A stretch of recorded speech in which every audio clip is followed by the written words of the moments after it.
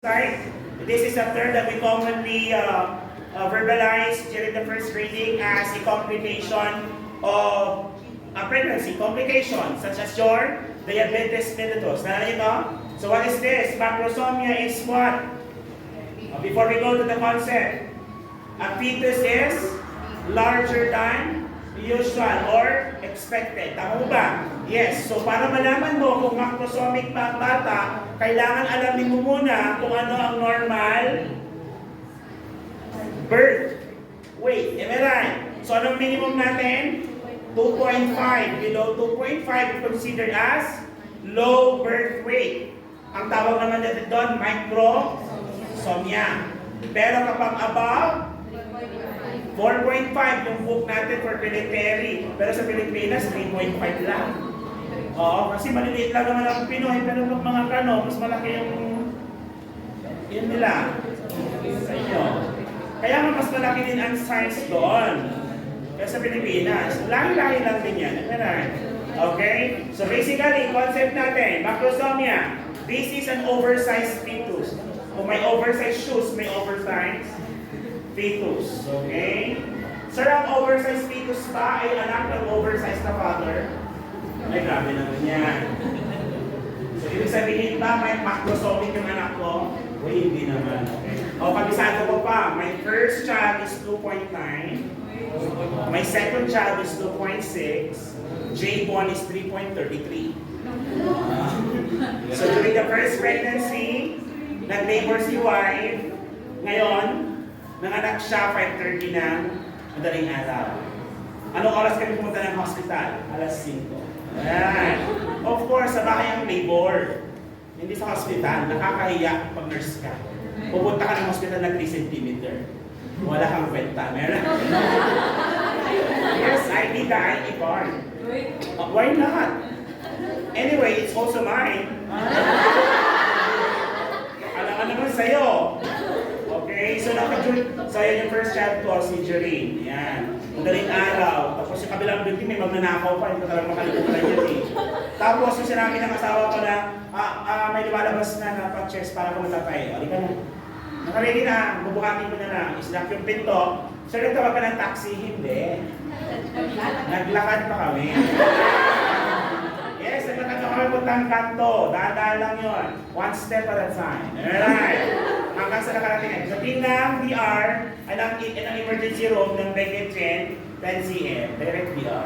5 a.m. yun, inassess siya at 5:30 nanganak na. Si Jana, same thing naman, but si Jana were born 6 a.m. naman. Si J-Bon ang pinakamalala. Ang naka-duty noon, University of Baguio din. Ang estudyante ko noon, estudyante ng UP, kaya nga may mga lalaki naka-observe din. Nanganganak si wife ko. Sabi ko sa kanila, hindi alam mo na kung saan ako makapasok.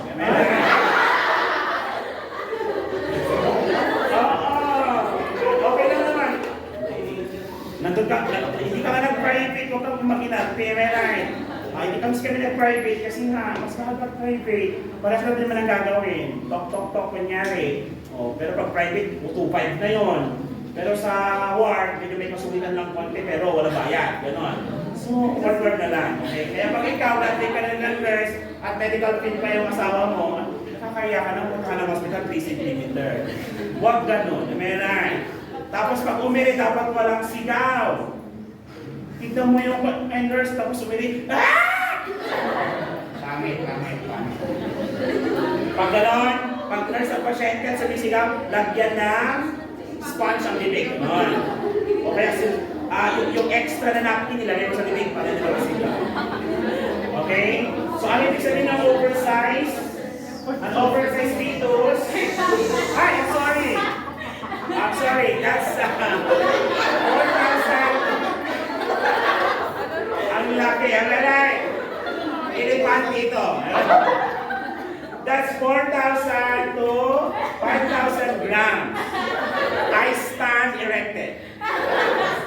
4,000 to 5,000 grams. Or 4 to 5 kilograms. Again, I stand erected. Am I right? Or 9 to 10 pounds. 9 to 10 pounds. So this is about 10% of all cases. Okay? So the risk factors includes diabetes mellitus and gestational diabetes mellitus. Especially, it develops after 20 weeks age of gestation. Tama?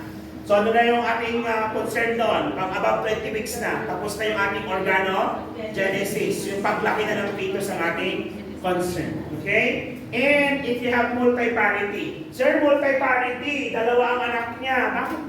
Bakit magkakaroon pa ng tinatawag na macrosomia? Kasi nga, the two would what? Compete. They compete with the nutrients. At kadalasan, mas malaki talaga yung isang kambal kaysa yung isa. Okay? Can I proceed?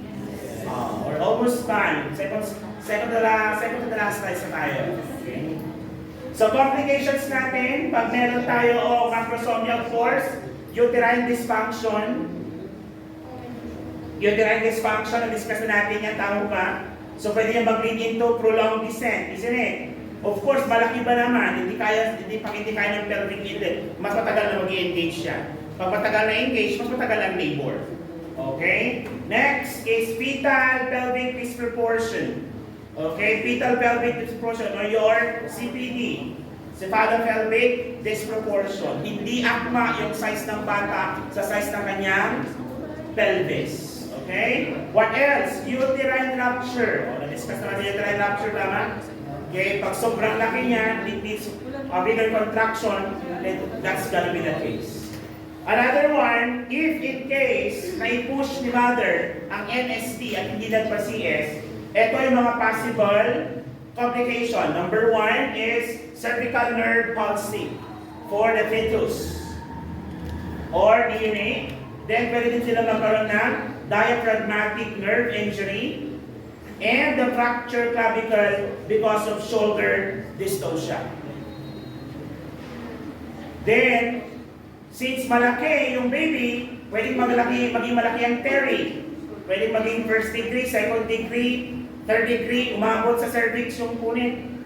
O pag gano'n ang case, mas maraming bleeding kasi highly vascular yan. So pwedeng mag-lead into postpartum hemorrhage.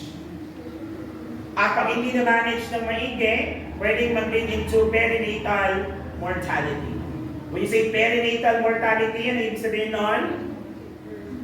During the process of pregnancy, pwedeng mamatay si fetus. Okay? So those are the possible complications.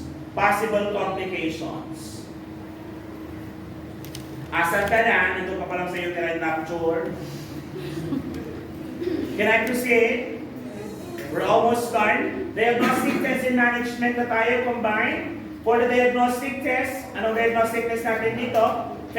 Pelvimetry or your ultrasound. So you have to compare the size now of the fetus to the maternal pelvis. So you have to consider also the maternal pelvis. O sa mga na-handle ko ng maternal last sem, alam ko nabanggit ko to, meron tayong tinatawag na female assigned pelvis and male assigned pelvis. Alam niyo yan? Pag sinabing female assigned pelvis, ano po yan? What type of pelvis is that? Gynecoid. Male assigned pelvis, android. Yan yung dahilan kung bakit sinasabi nila na pwede mo ma-identify kung babae or lalaki yung skeleton. Depende sa pelvis niya. Okay, depende sa type ng kanyang pelvis. And in this case, what is the medical management? Pag malaki si baby, huwag mo ipilit sa cooking. Saan mo siya ilalabas? Artificially sa tiyan. Cesarean section. So again, that is your macrosomia. Ang most common na risk factor nito is really your gestational diabetes mellitus or your existing diabetes mellitus type. Okay? Do you have any questions? Clarifications? Voila, and we are done.